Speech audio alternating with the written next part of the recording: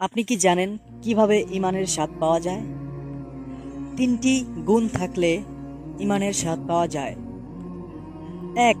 আল্লাহ ও রাসূল সাল্লাল্লাহু আলাইহি ওয়াসাল্লাম তার কাছে অন্য সব বেশি কিছু চেয়ে তার কাছে প্রিয় হওয়া। ঈমানের স্বাদ গ্রহণ করার প্রথম শর্ত এটা।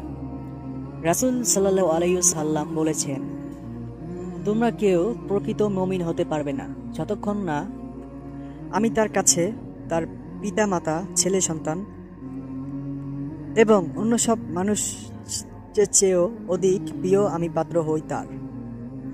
২. কাউকে শুধু আল্লাহর জন্য ভালোবাসা। আমাদের হাসি খুশি ভালোবাসা ঘৃণা করা সব কিছুই হবে আল্লাহর জন্য। ৩. ঈমান আনার পর কুফরিতে ফিরে যাওয়াকে